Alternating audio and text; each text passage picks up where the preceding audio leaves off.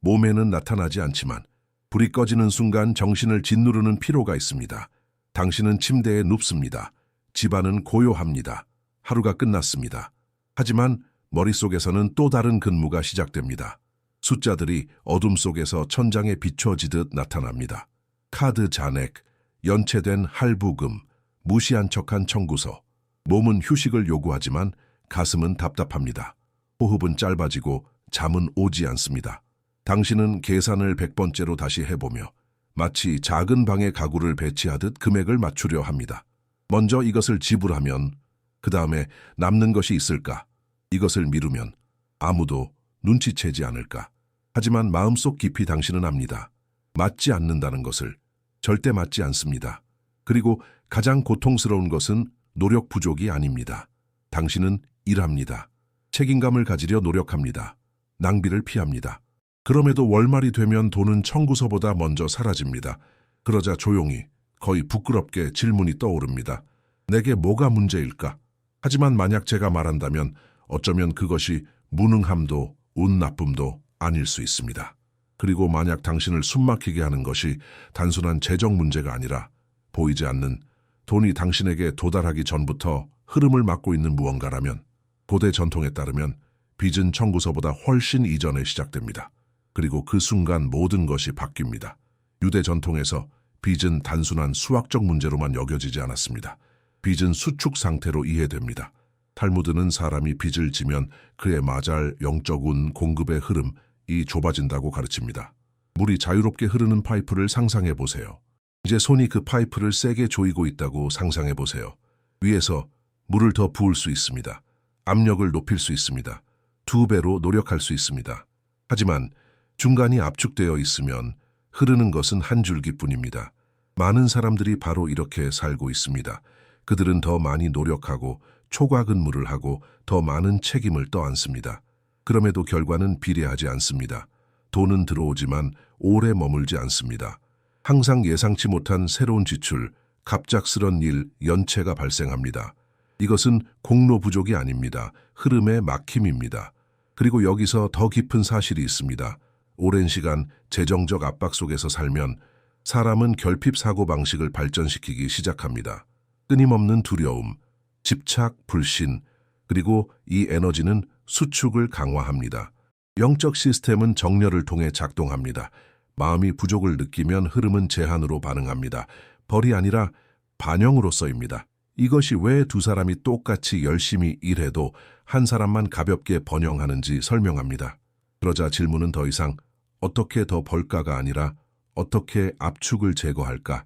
보이지 않는 막힘이 있다면 보이지 않는 열쇠도 존재합니다. 그리고 그 열쇠는 세대를 거쳐 보존되었습니다. 역사 속에서 모든 것을 잃고 사라진 민족이 있었습니다. 그리고 모든 것을 여러 번 잃고도 항상 재건한 민족이 있었습니다. 추방, 재산 압수, 전쟁, 강제 이주, 언어도 인맥도 자본도 없는 미지의 땅에서 제로부터 시작한 세대. 그럼에도 수십 년 후 그 가족들은 다시 번영했습니다. 그것은 운이 아니었습니다. 특권이 아니었습니다. 사고방식, 그리고 실천이었습니다. 집안 공공의 시선에서 벗어난 곳에서 특정 전통들이 거의 조용한 규율로 지켜졌습니다. 단순한 문화적 관습이 아니라 재정 생존을 위한 영적 코드였습니다. 특히 부족한 시기에 부모에서 자식으로 전해진 원칙들입니다. 세상이 외부 전략, 상업, 직업, 투자에만 집중할 때 내부 전략도 존재했습니다. 물질적 재건에 앞서 존재하는 보이지 않는 정렬입니다. 그리고 그 정렬의 중심에는 놀라울 정도로 단순한 것이 있었습니다. 말, 무작위로 말하는 말이 아닙니다. 기계적으로 반복하는 문장이 아닙니다. 특정한 순간 특정한 방식으로 발음되는 특정한 텍스트입니다. 시편, 짧고 잘 알려진 자주 과소평가되는 시편, 세대를 거쳐 잠들기 전 속삭여졌습니다. 감정적 위로가 아니라 영적 활성화로서. 그리고 이 실천을 다른 어떤 것과 다르게 만드는 요소는 숫자였습니다. 아니 6이 아닙니다. 아니 8도 아닙니다. 7입니다. 그리고 이 숫자가 의미하는 바를 이해하면 단순한 기도가 아님을 깨닫게 됩니다. 주기 종료입니다. 대부분의 사람들이 시편 23편을 들으면 부드러움을 떠올립니다. 장례식에서 읽는 텍스트, 위로의 시, 섬세하고 거의 수동적인 주님은 나의 목자시니 내가 부족함이 없으리로다. 하지만 더 깊은 유대 전통의 이해에서 이 단어들은 연약하지 않습니다. 그것들은 결핍에 대한 전쟁 선언입니다. 다윗은 왕좌에 앉아 금으로 둘러싸여 이 시편을 쓴 것이 아닙니다. 그는 아직 목자였을 때 젊고 힘도 부도 보장도 없는 상태에서 이 시편을 썼습니다. 바로 그 자리에서 그는 선언합니다. 내가 부족함이 없으리라. 그 힘이 느껴집니까? 이것은 요청이 아닙니다. 제발 부족함이 없게 해주세요가 아닙니다.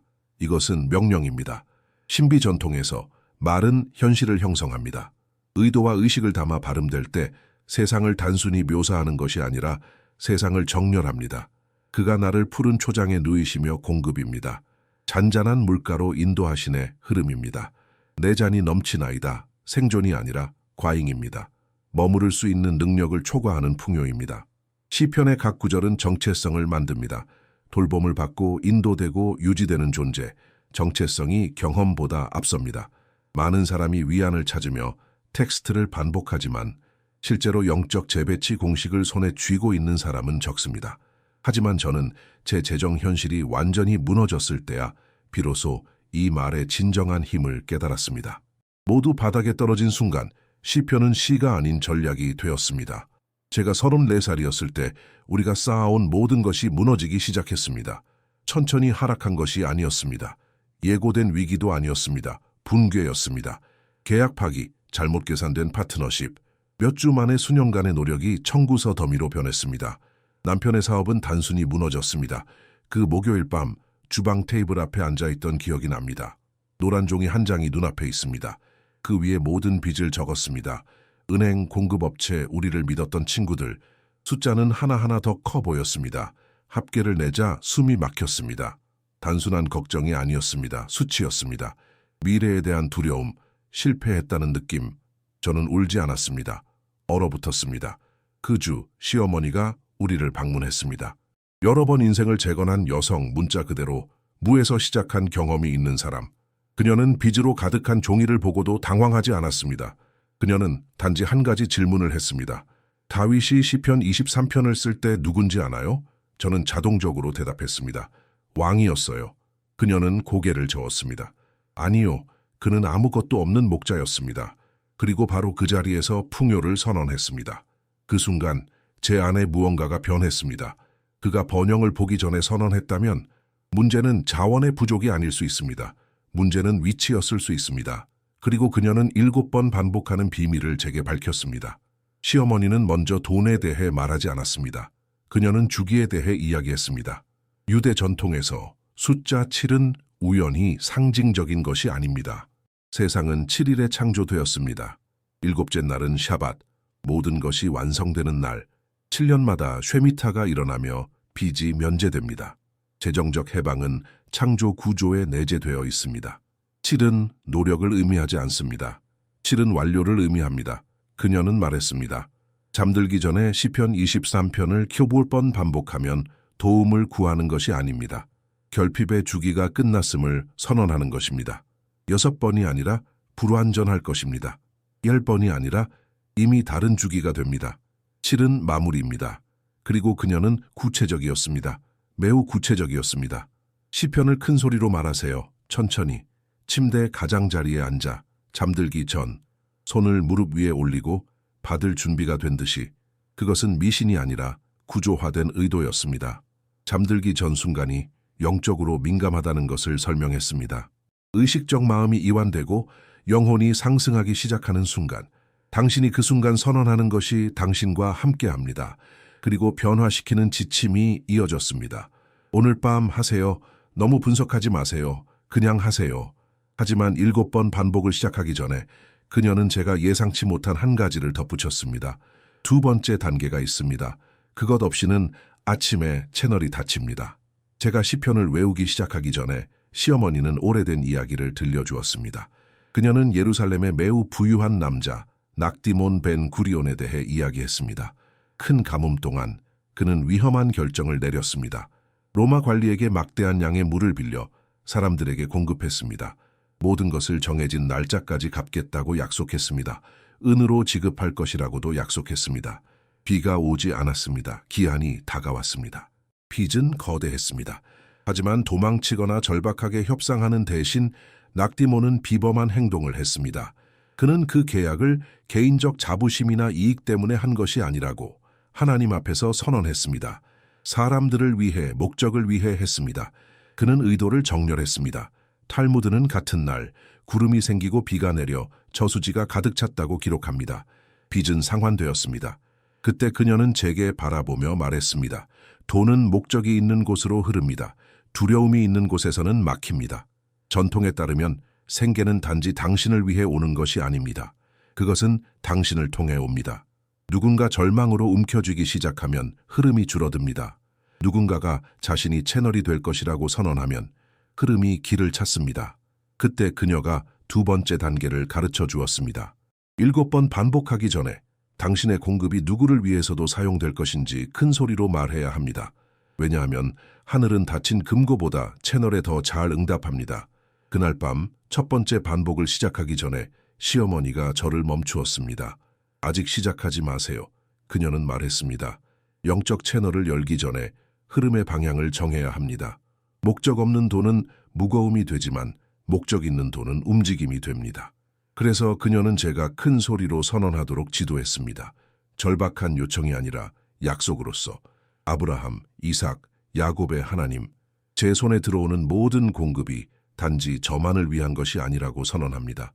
저는 채널이 되겠습니다. 필요한 이들을 돕겠습니다. 한 부분은 친절과 자선을 위해 떼어 놓겠습니다. 저는 닫힌 그릇이 되지 않겠습니다. 이 말들은 내면의 위치를 바꿉니다. 카발라에서 조아르는 누군가 기도하기 전에 작은 금액이라도 자선을 위해 떼어 놓으면 그 기도가 다른 문을 통해 올라간다고 가르칩니다. 장벽 없는 문, 자비로 향하는 직접적인 길입니다. 가치의 문제가 아닙니다. 신호의 문제입니다. 한 개의 동전일지라도 시작하기 전에 떼어 놓아야 합니다. 물리적 증거로서 돈은 영구적 소유가 아니라 믿고 맡기는 흐름임을 이해했음을 보여주는 것입니다. 그 순간 내 안에서 미묘한 변화가 일어났습니다. 두려움이 조금 약해졌습니다. 왜냐하면 처음으로 나는 붙잡으려 하지 않았기 때문입니다. 나는 받기 위해 그리고 흘려보내기 위해 위치를 잡고 있었습니다. 그리고 손을 펼친 채 7번 반복의 첫 번째를 시작했습니다. 내가 무엇을 하고 있는지 완전히 이해하기 전에 시어머니는 평소 거의 나누지 않던 이야기를 해주기로 결정했습니다. 전쟁 후 그녀는 작은 여행 가방 하나와 드레스 한 벌, 낡은 신발 한 켤레만 가지고 미국에 도착했습니다. 기다리는 친척도 보장도 없었습니다. 오직 생존뿐이었습니다. 그녀는 재봉 공장에 취직했습니다. 하루 14시간 단추를 달았습니다. 손은 상처투성이, 최저임금, 끊임없는 피로. 첫 월급을 받았을 때 모두가 미쳤다고 생각할 일을 했습니다. 반으로 나누었습니다. 절반은 집세와 음식에, 나머지 절반은 송을시로 이름을 쓴 작은 봉투에 넣어 상황이 더 어려운 사람들에게 주었습니다. 사람들은 무책임하다고 했습니다. 먼저 자신을 안정시켜야 한다고. 그 후에야 다른 사람을 도울 수 있다고 했습니다. 그녀는 항상 같은 말로 답했습니다. 두려움 때문에 모두 붙잡으면 나는 보는 것만 믿는다고 말하는 거예요. 1년이 차에 되기 전에 그녀는 작은 가게를 열 만큼 저축했습니다. 5년 후 건물을 샀습니다. 수십 년 후 안정성과 관대함으로 유명해졌습니다. 가장 인상적인 것은 그녀는 갚을 수 없는 빚을 진 적이 없습니다. 절대 없습니다. 위기를 겪지 않았기 때문이 아니라 흐름이 멈추지 않았기 때문입니다. 그녀는 자신의 손으로 채널을 열어두었습니다. 그리고 그녀는 내 시각을 완전히 바꾸는 말을 해주었습니다. 비밀은 당신이 깨어있을 때 하는 것뿐 아니라 잠들 때 일어나는 일에 있습니다. 탈무드에는 처음 보면 이상하게 느껴지는 가르침이 있습니다. 잠을 죽음의 60분의 1로 본다고 합니다. 위협이 아니라 계시로서입니다. 잠들면 보이지 않는 일이 일어납니다. 몸은 침대에 있지만 영혼은 상승합니다. 유대 전통에서 네샤마 영혼은 영적 세계로 올라가 하늘의 심판 앞에 나아갑니다. 그곳에서 대부분의 사람이 고려하지 않는 일이 일어납니다. 보고서가 작성됩니다. 연간이 아니라 죽음 후에만이 아니라 일일입니다. 영혼은 그날 한 일을 보고합니다. 말한 것, 강하게 생각한 것, 행동 뒤의 의도, 그리고 그 다음 날을 위한 명령이 준비됩니다. 열릴 문, 만날 사람, 순환할 자원, 들어올 것과 나갈 것. 조아르에 따르면 잠자는 시간은 내일의 물질적 현실이 구조화되기 시작하는 순간입니다. 일어나면 이미 많은 것이 정해져 있습니다. 이제 생각해 보세요. 잠들기 전 마지막 감정이 불안, 두려움, 부족감이라면 영혼은 어떤 에너지를 보고서에 가져갈까요? 결핍입니다. 그리고 시스템은 정렬로 반응합니다. 벌이 아니라 일치로서. 그때 시어머니는 왜 시편 23편을 눈을 감기 직전에 읽어야 하는지 설명해 주었습니다. 올라가는 것이 내려오는 것을 결정하기 때문입니다. 그리고 이것은 모든 것을 완전히 바꿉니다. 잠이 영혼이 상승하는 순간이라면 마지막으로 발음하는 말이 영혼이 지니는 것입니다. 같은 도시에서 같은 밤에 두 사람이 눕는 모습을 상상해 보세요. 한 사람은 마음속으로 반복합니다. 안 될 거야. 충분하지 않아. 나는 할 수 없어. 다른 사람은 큰 소리로 선언합니다. 나는 부족함이 없으리라. 내 잔이 넘친다. 선함과 자비가 나를 따르리라. 둘 다 청구서를 마주합니다. 둘 다 도전을 겪습니다. 하지만 보내는 신호는 완전히 다릅니다. 영적 언어로 이것을 주파수라고 합니다. 두려움을 가진 영혼이 올라가면 결핍으로 가득 찬 보고서를 제출합니다. 천상 시스템이 상응하는 법칙으로 작동하므로 공급은 제한적으로 내려옵니다. 반대로 신뢰로 지지된 영혼이 올라가면 풍요의 상태를 미리 경험한 상태를 제출합니다. 현실을 부정하는 것이 아니라 상위 정렬을 확인하는 것입니다. 핵심은 하늘은 외부 상황보다 내면 상태에 더 반응한다는 것입니다. 잠들기 전에 시편 23편을 1번 반복하면 영혼과 함께하는 감정 상태를 재프로그래밍하는 것입니다. 계산 대신 신뢰를, 공황 대신 명령을 심습니다. 내 잔이 넘친다는 은유가 아니라 정체성이 됩니다. 정체성이 운명을 형성합니다. 그때 깊은 깨달음을 얻었습니다. 7번 반복은 단순한 집착이 아니었습니다. 구조적 하강이었습니다. 시편을 말할 때마다 다른 수준에서 무언가가 정렬되었습니다. 7번째 수준, 물리적 세계에 닿습니다. 카발라에서 현실은 단순히 물질적이지 않습니다. 층으로 구조화되어 있습니다. 7가지 영적 속성, 하위 7 세피로트, 을 통해 신성한 에너지가 물리 세계로 내려옵니다.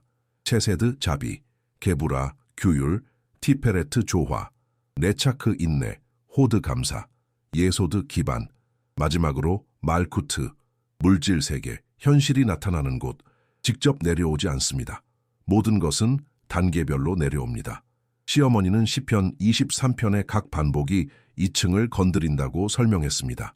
첫 번째는 체세드를 활성화, 자비의 흐름을 열고, 두 번째는 게부라 조정, 과잉과 두려움을 제거, 세 번째는 조화, 네 번째는 강화, 다섯 번째는 겸손과 인정을 가져옴, 여섯 번째는 채널 안정.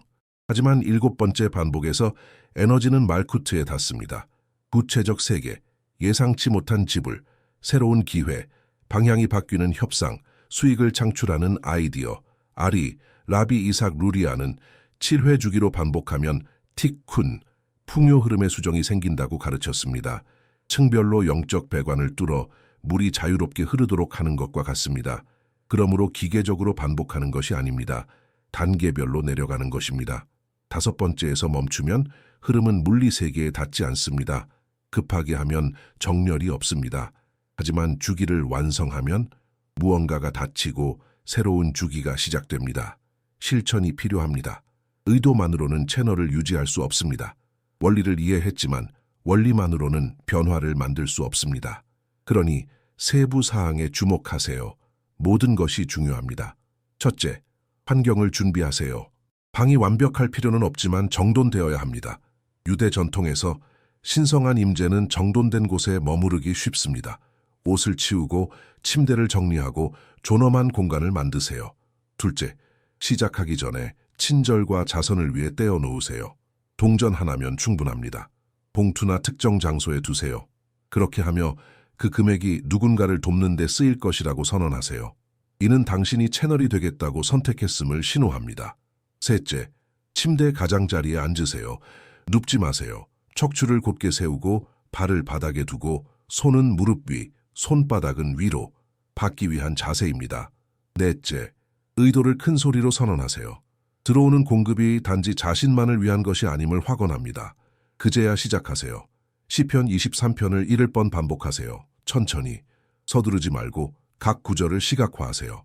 나는 부족함이 없으리라를 말할 때 안정감을 느끼고 내 잔이 넘친다를 말할 때 실제 과잉을 상상하세요. 7번 반복을 의식적으로 완료하세요. 그런 다음 눕습니다. 핸드폰을 보지 않고 걱정을 다시 시작하지 않고 당신의 하루 마지막 진동이 풍요가 되도록 두세요. 그날 밤 제가 바로 그렇게 했습니다. 그리고 그 후 몇 주간 일어난 일은 절대 예측할 수 없었습니다. 첫날 밤 아무 일도 일어나지 않았습니다. 둘째 날도 마찬가지였습니다. 하지만 내 안에 무언가는 달라졌습니다. 절망이 줄었습니다. 긴장 없이 잠들 수 있었습니다. 며칠 만에 작은 변화들이 나타나기 시작했습니다. 예상치 못한 전화 한 통, 임시 일을 제안하는 연락, 오래된 고객이 남편에게 프로젝트를 의뢰, 잃어버린 것 같던 협상이 뒤집혔습니다. 폭발적 기적은 아니었습니다. 움직이기 시작한 흐름이었습니다. 몇 주 만에 빚 일부를 재조정했습니다. 몇 달 만에 다시 안정되었습니다. 그리고 시간이 지나 이전보다 더 강하게 재건했습니다. 오늘날 저는 이것이 단순히 돈에 관한 것이 아니었다는 것을 이해합니다. 세 가지 핵심에 관한 것이었습니다. 첫째, 시편 23편을 위로가 아닌 선언으로 읽기. 둘째, 주기를 마감하고 공급이 물리 세계로 내려오도록 이룰 번 반복. 셋째, 채널로서 자신을 위치시키기. 자선금을 떼어놓고 잠들기 전 의도를 정렬. 모든 외부 요인을 통제할 수는 없습니다. 하지만 매일 밤 하늘에 보내는 상태는 통제할 수 있습니다. 이 가르침이 당신에게 의미가 있었다면 채널을 구독하고 이 영상을 좋아하세요. 더 많은 사람들이 조용히 현실을 바꾸는 실천을 배울 수 있습니다. 와주셔서 감사합니다. 오늘 밤이 한 주기의 종료를 알리고 당신 삶의 새로운 흐름이 시작되기를 바랍니다.